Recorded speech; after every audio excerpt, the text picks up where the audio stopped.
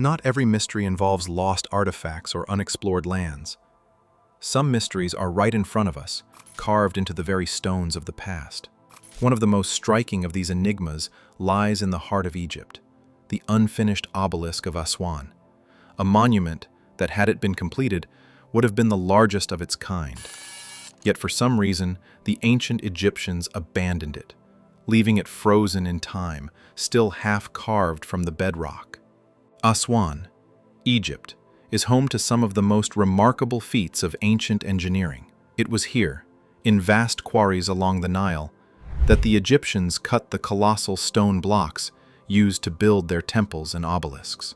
These quarries supplied the raw material for some of the most iconic structures in the world, including the great temples of Karnak and Luxor. But among these, one stands out not because it was completed, but because it never was. The unfinished obelisk lies embedded in the rock, partially carved and cracked, an abandoned giant measuring over 137 feet long and weighing an estimated 1,200 tons.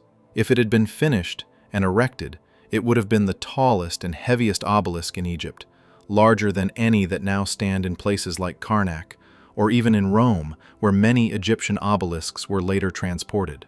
Yet, for reasons unknown, it was left unfinished, forgotten for thousands of years.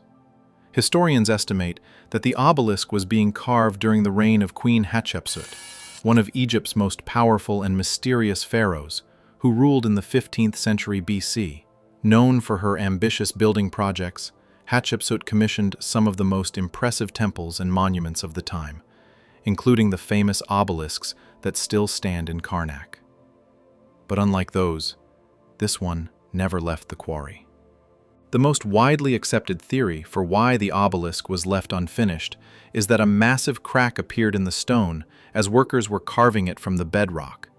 This flaw would have made it impossible to transport or erect, rendering the entire project useless.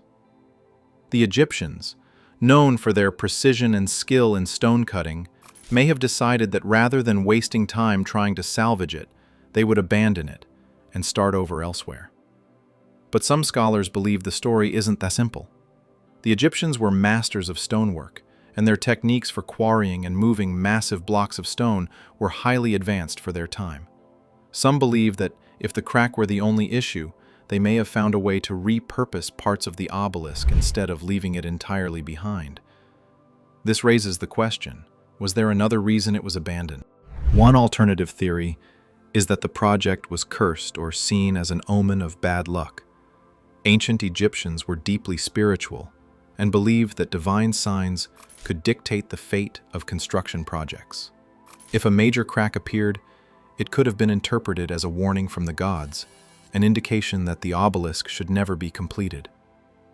In a civilization where religious beliefs were intertwined with daily life and leadership, it's possible that such a sign would have been taken seriously. Others suggest that the obelisk was simply too ambitious. Even though the Egyptians had successfully transported massive obelisks before, this one was significantly larger than anything attempted previously. Moving an object of this size and weight would have required an unprecedented level of planning and manpower. Some experts speculate that once the full scale of the challenge became apparent, the project was quietly abandoned in favor of more practical endeavors. What makes the unfinished obelisk even more fascinating is what it reveals about ancient Egyptian quarrying techniques. The site shows clear evidence of how these massive monuments were carved, using a method that is still not fully understood.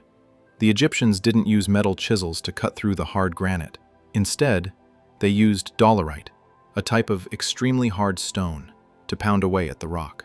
Workers would have painstakingly chipped away at the stone with dolerite balls, creating deep trenches around the obelisk to free it from the bedrock. There are also curious tool marks and trenches visible along the length of the obelisk, evidence of an ancient worksite frozen in time. Some researchers believe that studying these markings can help us better understand how the Egyptians managed to construct and move their massive stone structures, techniques that are still debated by historians and engineers today. But there are even stranger aspects to the obelisk that some believe suggest an advanced or lost technology. The way the stone was shaped is so precise that some have suggested the possibility of tools or methods that we don't fully understand. Did the Egyptians have knowledge of construction techniques that have since been lost to history? Some alternative theorists propose that advanced methods, possibly involving high-powered tools or techniques we have yet to rediscover, may have played a role in quarrying and shaping these immense structures.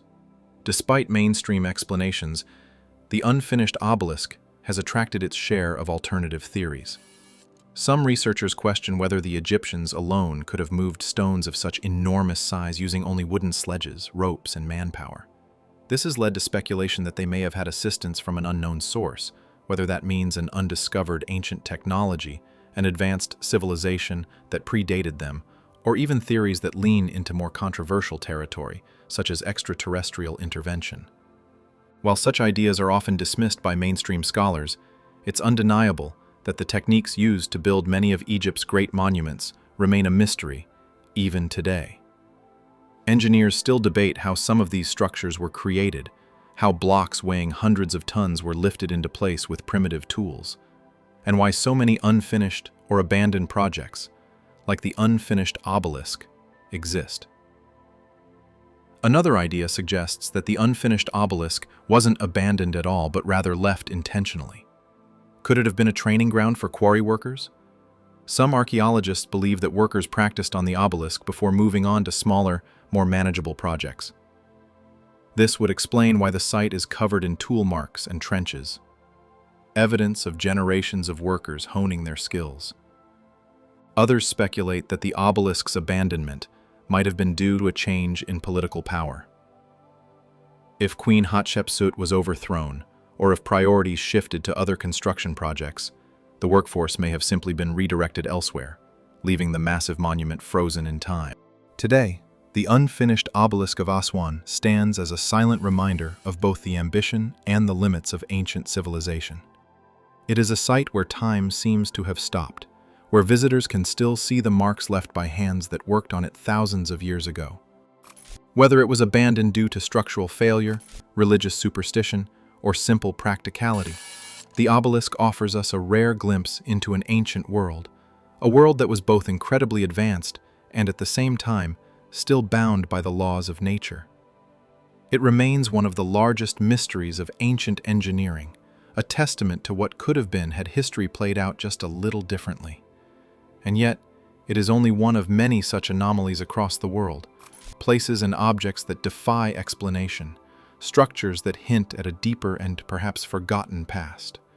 The unfinished Obelisk of Aswan remains a stark reminder of ancient engineering feats left incomplete.